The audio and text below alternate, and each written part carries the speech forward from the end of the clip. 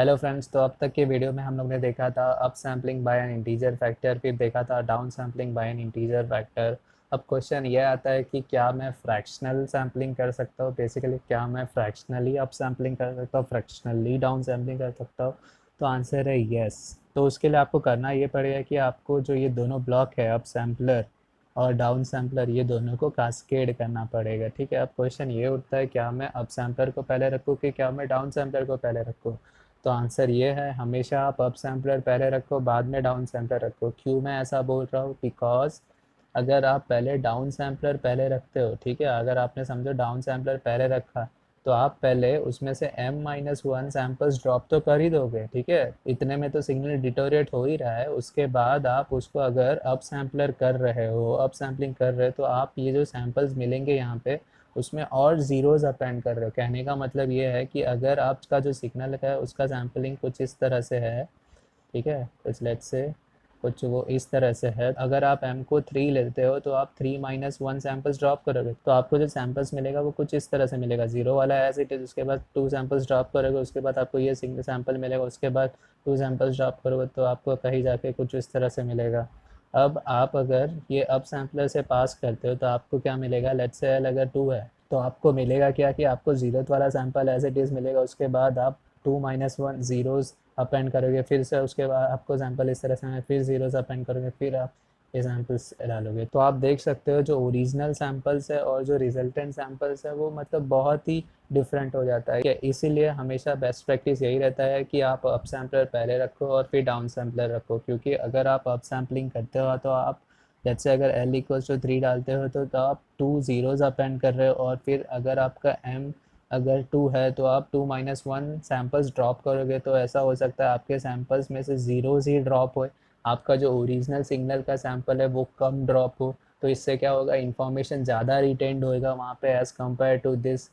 तो इसलिए हमेशा हम अप सैम्पलर पहले रखते हैं और डाउन सैम्पलर बाद में रखते हैं। ठीक है, ठीक है, अभी तक तो देख लिया बेस्ट प्रैक्टिस क्या होता है, लेकिन समझो अगर आप एक डिज़ाइनर हो और आपके पास सिर्फ एक ही ऑप्शन है कि आपको डाउन सैम्पलर पहले रखना है और अप सैम्पलर बाद में रखना है, तो उसके लिए कुछ ऑप्शन है क्या, उसके लिए कुछ सॉल्यूशन है क्या। तो आंसर है यस, सॉल्यूशन है। तो उसके लिए होना क्या चाहिए, आपका जो दोनों भी फैक्टर होना चाहिए ना, ये एम फैक्टर जो और ये जो एल फैक्टर, वो दोनों भी म्यूचुअली प्राइम होना चाहिए। और म्यूचुअली प्राइम मतलब क्या होता है, म्यूचुअली प्राइम मतलब वो दोनों भी फैक्टर सिर्फ 1 से डिवाइड होना चाहिए और किसी से भी नहीं। नोट दिस थिंग, मैं दोनों को बोल रहा हूँ, इंडिविजुअल को नहीं बोल रहा हूँ। ठीक है, ठीक है, चलो देखते हैं यही चीज़ को विद एग्जांपल। लेट्स से आपके पास है अब सैम्पलर फैक्टर 2 और फिर है आपका 3। ठीक है, तो आप देख सकते हो ये दोनों भी म्यूचुअली प्राइम है। और अभी मैंने बोला अगर आपके दोनों नंबर म्यूचुअली प्राइम हो तो आप डाउन सैम्पलर पहले रख सकते हो और फिर बाद में अप सैम्पलर रख सकते हो। ठीक है, तो मैं ऐसा भी लिख सकता हूँ। ठीक है, तो चलो देखते हैं विद एग्जांपल। लेट्स से ये आपका x ऑफ n है,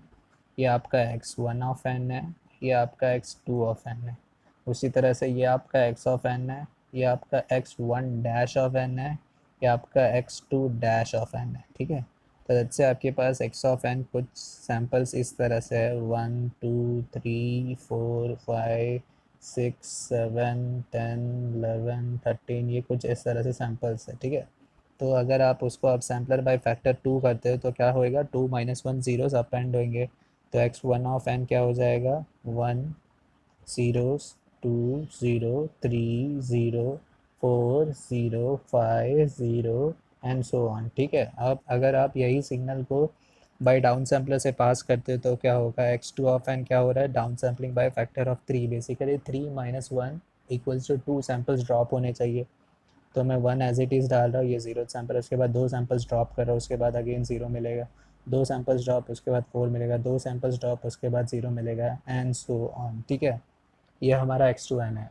और अभी थोड़ी देर पहले ही मैंने बोला कि आप डाउन सैम्पलर पहले रख सकते हो और अप सैम्पलर बाद में रख सकते हो, बट कंडीशन ये है कि दोनों भी म्यूचुअली प्राइम होना चाहिए। तो इसका मतलब ये है कि जो इसका रिजल्ट आएगा और जो इसका रिजल्ट आया वो दोनों सेम होना चाहिए। ठीक है, चलो देखते हैं। तो मुझे x1 dash of n in terms of x of n में क्या मिलेगा, x ऑफ 3n। तो बेसिकली क्या होगा कि 3-1 2 सैम्पल्स ड्रॉप होंगे तो मुझे मिलेगा 1, 2 3 ड्रॉप होगा, 4 मिलेगा, 5 6 ड्रॉप होगा, उसके बाद 7 मिलेगा, उसके बाद 10 11 ड्रॉप होगा, उसके बाद 13 मिलेगा एंड सो ऑन। ठीक है, तो आपको ये मिला। उसके बाद जो x2 डैश ऑफ n होगा उसको मैं in terms of x1 dash of n में किस तरह से लिख सकता हूँ, x1 dash of n by 2 बोल सकता हूँ, ठीक है। ये क्योंकि ये अप सैम्पलर है, ये हम लोग ने देखा था अप सैम्पलिंग और डाउन सैम्पलिंग के वीडियो में, ठीक है। तो अगर आपको ये नहीं मालूम है तो आप प्लीज़ जाके वो वीडियो देखिए।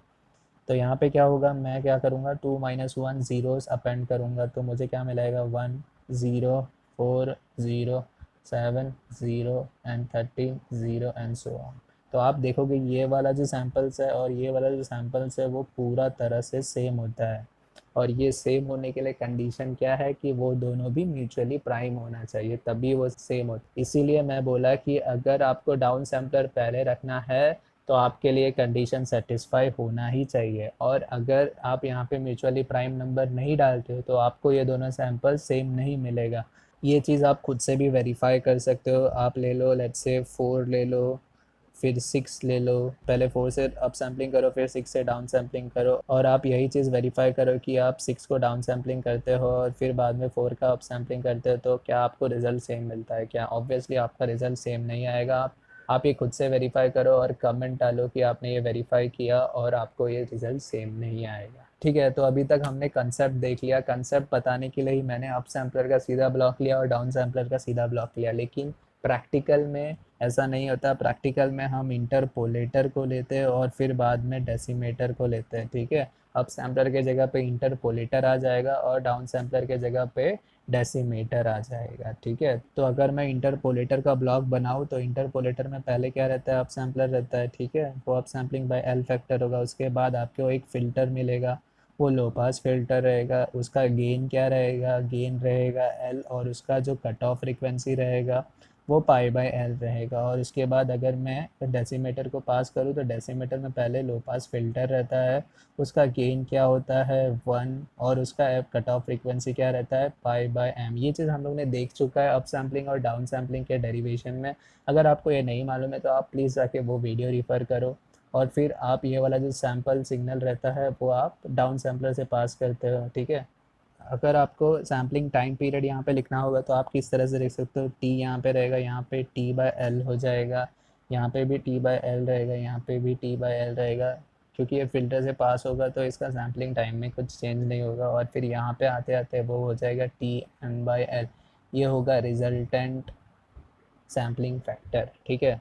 यही ब्लॉक्स को हम कंबाइन करके कैसे लिख सकते हैं, आप पहले अप सैम्पलर बना दो और ये दोनों फ़िल्टर को एक ब्लॉक में कंबाइन कर दो, ठीक है। ये लो पास फिल्टर रहेगा, उसका गेन क्या होगा, गेन विल बी एल, और उसका जो कट ऑफ फ्रीक्वेंसी रहेगा वो हो जाएगा minimum of this pi by L and pi by M, और फिर आप इसे डाउन सैम्पलर से पास करोगे, ठीक है।